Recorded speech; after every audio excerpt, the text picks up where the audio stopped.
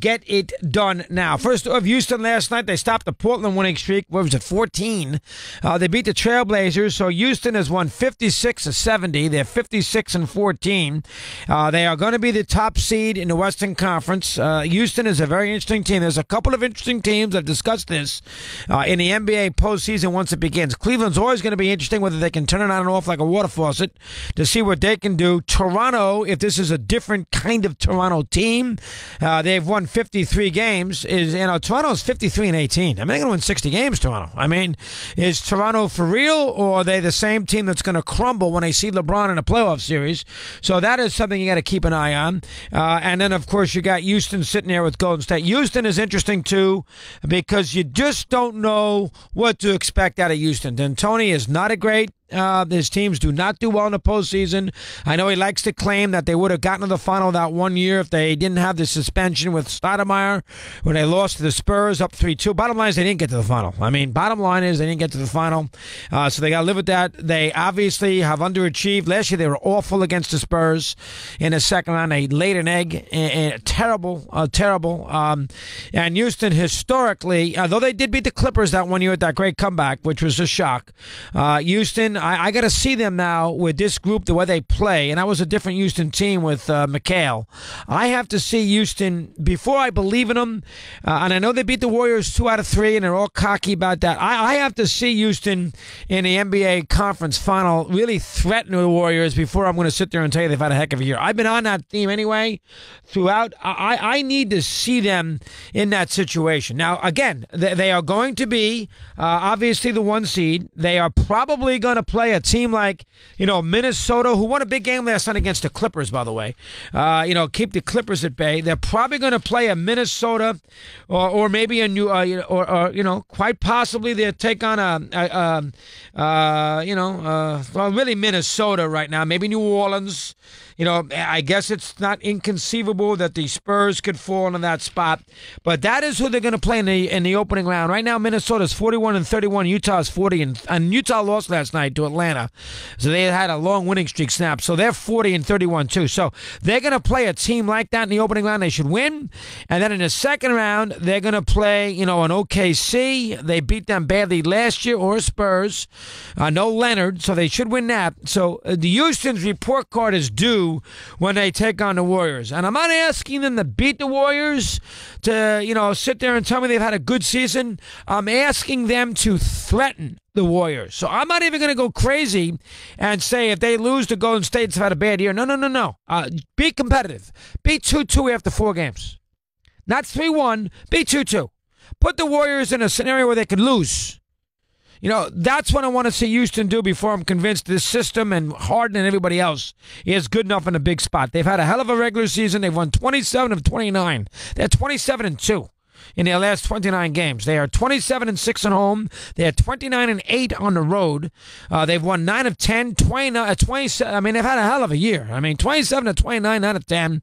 They're beating everybody. Portland had been playing great. They buried them. Trailblazers came back after being behind. They're hard to defend in a regular season. Postseason, different story. I think Houston's fascinating. We'll keep an eye on them later on. And, of course, Toronto had the 1 loss this week to Oklahoma City, which then turned around and blew a game to Boston with Carmelo Anthony missing 2 free throws last night, 8 seconds to go, up 2. He missed both. Smart won it with a 3-point shot. Oklahoma City can't get over these kind of losses where they stub their toe in big spots. Let me see Toronto. Now, then, I don't think they're going to get Cleveland. I think Cleveland will get the Celtics in the second round. Toronto's got to be competitive against the Cavs, and really more than just competitive. They were competitive once before, and they got buried in 6 games. Let me see Toronto really have a chance to win that series against Cleveland in the conference final before I believe. I think Cleveland will beat Boston. Kyrie Irving, who knows with him? We don't know how much he's going to play. He's been out, knee, the whole 9 yards. So, right now the Celtics are really hampered with a lot of injury. They're not whole. He's an incredible coach. They're going to win 55 games, and they got a lot of issues with injury. They're going to go. They're 48-23. They'll go 55-27, something like that. Let me see the Raptors. Do I expect them to beat Cleveland? Well, record-wise, you would. Do I think they will? No. I do not. I still think Cleveland's going to be sitting there in the NBA final. But if you really want to show me something, if you're at Toronto, get to the conference final. They should do that because they're going to avoid Celtics and Cavaliers in round 2. Get to the conference final and then have a chance to win. And if you do that, I'll be impressed. So that is item number 2 as far as those teams are concerned. Toronto and Houston, the 2 top seeds in each conference. It's fascinating. Normally that kind of record, 53-18, 56-14, with home court and how important home court can be in the NBA postseason. With that record, most of us would think, wow, there'd be a Toronto-Houston final. Well, I guarantee you right now, if you wanted odds on the Toronto-Houston final, bet it right now because you'll get a good number on that. That's 40-1. I mean, Toronto-Houston NBA final is a. If you think the best record, those 2 teams NBA final, bet it as we speak, and you should be in decent shape. So that's the first thing I want to say about as far as the NBA is concerned. The NHL, as we've discussed 1,000 times, they're going to have a good battle here for those last spot or 2 as far as the NHL Western Conference is concerned. Right now, there are 86 points for Anaheim, and they're the 8th seed. 84 points for Dallas, they're the 9th seed. 83 points St. Louis, they're the 10th seed. And Calgary's got 80, so they're not out of it either. They're the 11th seed. So essentially, you have Colorado, Anaheim at 86. You have LA at 87. And then you got Dallas at 84, St. Louis at 83, Calgary at 80. So that's going to be a good fight. As I've said to you 1,000 times, and I'll be on this point April 11th when we do the show over in the hockey store. We will do that show that day, that Wednesday, day of the postseason. The NHL has got a horrendous playoff scenario. Their idea of creating natural rivalry, which is what they live by, to me, I just don't understand. If you look at the Eastern Conference right now, Boston and Toronto are by far the second and third best teams in the East, by far. The first place team, if you look at where we stand in the East, well, I shouldn't say by far. Washington's got 91 points. Boston's got 99. Toronto's got 93. Pittsburgh's got 87. So from a point differential standpoint, Boston and Toronto are way ahead of Pittsburgh, Columbus, and teams like that.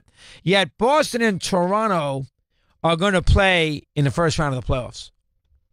Now, that is so asinine, it is mind-boggling. And then the winner of that series is going to get Tampa. And Tampa's got 104 points. They got the second most points in the sport. And their reward for that might be playing the team in the conference with the second most points. Now, whether you think Pittsburgh or Washington are more dangerous, that's a different argument. Yeah, I base it on points. Think about that for a second. That is the dumbest thing I've ever seen in my life, and I've been down this path a million times with the commission and everything else. How do you set up a postseason in the NHL where your 2 biggest point getters are not in each conference or not on opposite sides of the draw, where at the bare minimum they would play in a conference final at the earliest? Instead, conceivably, you could have the second and third best teams in your conference play a first-round series. And then you can have the first-place team in your conference play the second-best team in your conference, as it happened last year with Pittsburgh and the Capitals, in a second-round series. Your job in those 2 sports, where everybody makes the postseason, where the regular season is basically an exhibition run, your job in those 2 sports is to make sure the 2 teams with the best record meet the latest possible date in the playoffs. Now, I understand if the 2 best teams are from different conferences, you don't want to do 1/16, you want to do 1/8.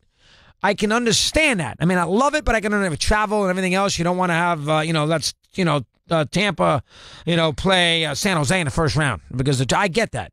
But as far as the conference is concerned, you have to make sure your 2 best teams are not aligned to face each other until the conference final.